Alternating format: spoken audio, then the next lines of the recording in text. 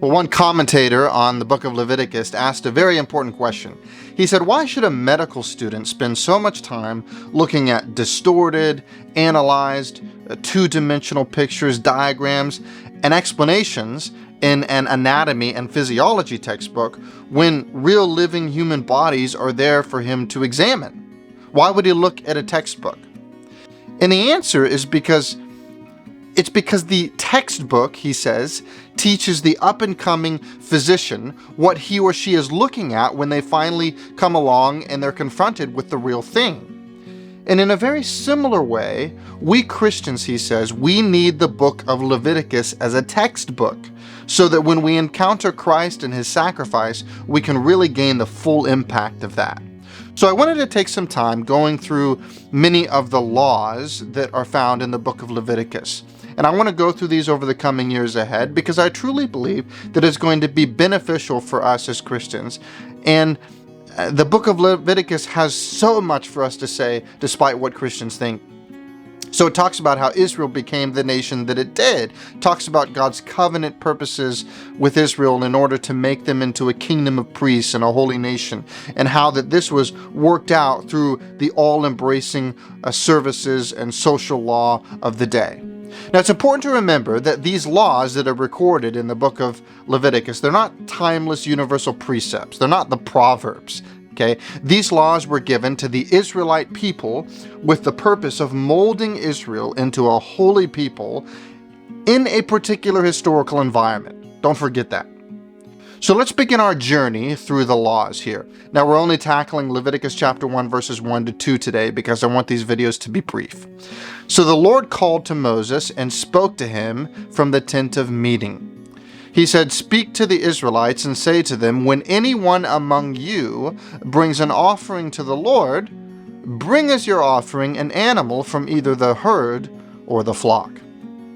So Moses resumes the role of mediating between God and the people.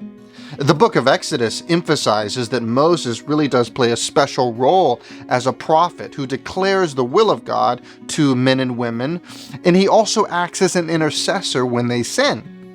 And in Leviticus 1, God launches into a series of commands, and these commands concern the very heart of worship: sacrifice.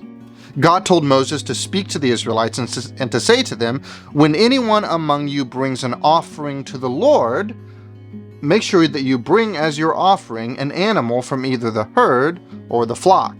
Now, the word offering here, it covers all the sacrifices that an Israelite may offer. You know, you have burnt offerings, you have peace offerings, you have purification offerings, and so on. And we'll come to those in a later date. And these laws he gives concerning sacrifices are about private persons making sacrifices, not about or national sacrifices. So he says, when you bring an offering to the Lord, bring your offering as an animal from the herd or the flock. So this means that this was not some wild animal, not some gamey animal. It was a domestic animal from the herd or the flock, which means that it was either young bulls, sheep, or goats. More of those wild animals, gamey animals, they could be eaten if slaughtered correctly, but they could not be used anyway as an offering because sacrifice was at the heart of Old Testament worship. And an essential ingredient of sacrifice was that it be costly. This is why King David said later, he said, "I will not offer burnt offering to the Lord my God, which costs me nothing."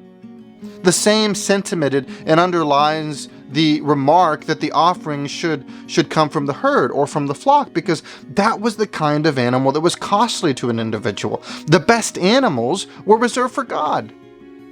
And offering the best animals was a very costly thing because you've raised up this animal. You've put a lot of investment into it. You know, here in the West, we really don't understand the significance of this. You know, I can go down to the store and I can pick up a steak. Yeah, I didn't raise up the animal. I didn't invest time and money into it, really. I simply just went to the store and saw it and purchased it, and there it was. But I love what scholar Gordon Wenham said. He said, in the overfed West, we can easily fail to realize what was involved in offering an unblemished animal in sacrifice. Meat was a rare luxury in Old Testament times for all but the very rich. Yet even we might blanch if we saw a whole lamb or bull go up in smoke as a burnt offering. How much greater pangs must a poor Israelite have felt? So what is one brief application that we can take concerning this short passage? The New Testament teaches us that Jesus is the great sacrifice, and his death on the cross was certainly costly. The Father sent his own Son to the cross. There was no bull, there was no sheep, there was no goat that could even come close. So we can dwell on the fact that God loved us enough to extend his own Son. He gave the most costly sacrifice of all to bring us into a right relationship with him. Lord willing, sometime soon we'll keep going into verse 3 and we will encounter more of these laws that take place, and you'll see over and over and over again in this series that these laws point to Jesus Christ as being a final fulfillment. The Messiah, Christ, the Son of God. Well, thank you so much for tuning in. Hopefully this has been a blessing to you. And thank you. God bless you in the way.